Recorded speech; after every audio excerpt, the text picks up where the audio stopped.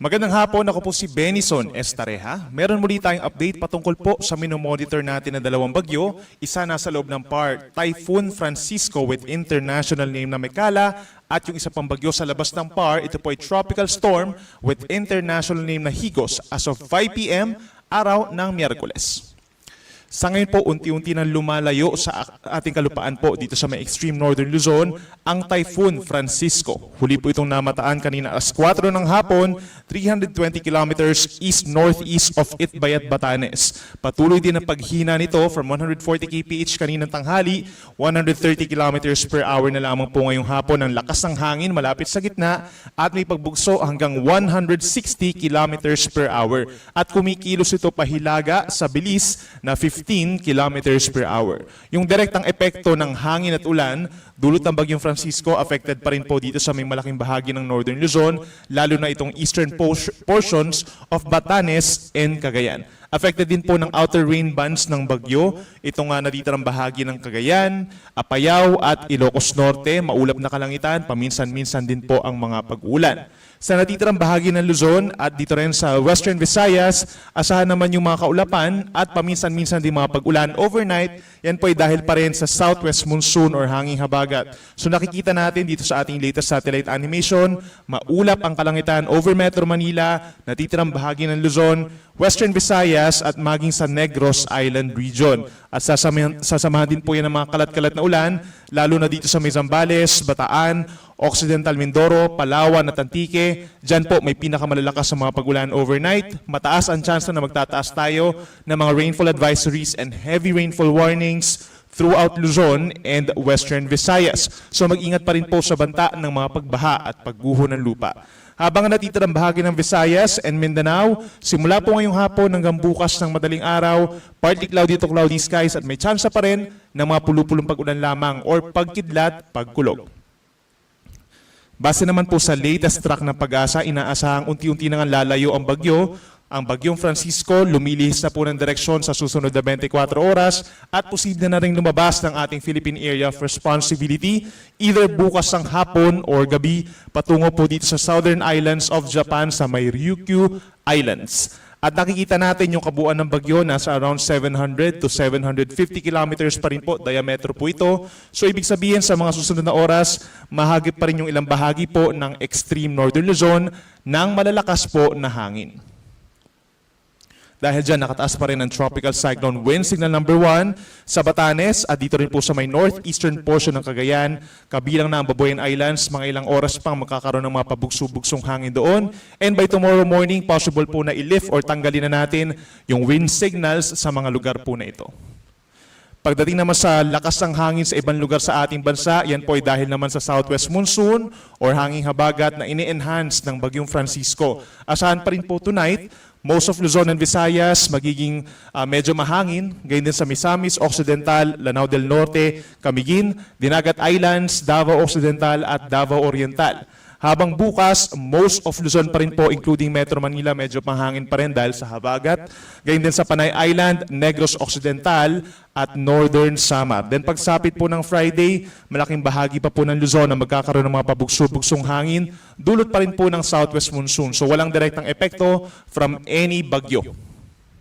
Pagsapit naman po sa mga pag-ulan na asahan pa rin natin, hindi lang sa susunod na 24 oras, kundi maging hanggang sa makalabas po itong si Bagyong Francisco hanggang sa weekend, magkakaroon pa rin po tayo ng significant na mga pag-ulan dahil sa hanging habagat. So yung Batanes, within 24 hours na lamang po yung direktang effect nitong si Bagyong Francisco hanggang 100 mm na dami ng mga pag-ulan.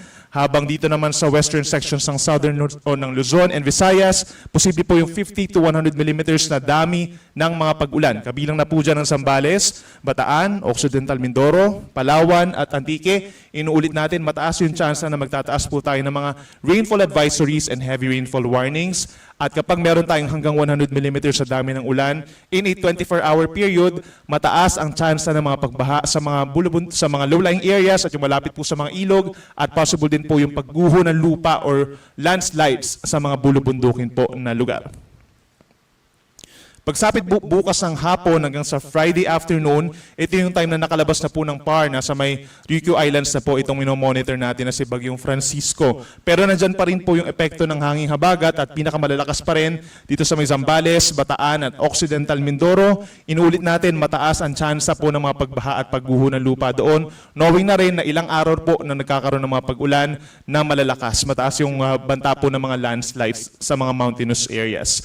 At pagsapit po bukas, asahan pa rin po yung kalat-kalat na ulan at mga thunderstorms sa Batanes dahil po sa outer rain bands ni Francisco at sa may Central Luzon or rest of Central Luzon, NCR or Metro Manila, Calabarzon, natitirang bahagi po ng Mimaropa, Western Visayas and Negros Island Region. Magbaon pa rin po ng payong bukas, aasahan pa rin yung mga pag-ulan dulot po ng southwest monsoon. At pagsapit po ng Friday afternoon to Saturday afternoon, mas malayo pa yung bagyo sa ating kalupaan pero andyan pa rin po yung habagat at mas dadami pa po yung mga lugar na posibleng magkaroon ng significant na ulan. Asahan po, simula po Friday afternoon, Zambales, Bataan, Occidental Mindoro, magkakaroon pa rin ng paminsan-minsang malakas na ulan. Gayon din sa may Cavite and Batangas, lalo na yung mga facing dito sa may Manila Bay and West Philippine Sea. So kung meron po tayong napapansin na kakaibang pagbaha o pagtaas ng level ng tubig, makipag-ugnayan din sa inyong mga local government units kung kinakailangan po ng rescue or evacuation. Samantala, pagsapit po ng Friday, meron pa rin kalat-kalat na ulan at thunderstorms. Dito pa rin po sa natitirang bahagi ng Central Luzon, natitirang bahagi ng Calabarzon and Mimaropa, Metro Manila, Western Visayas at maging sa may Negros provinces.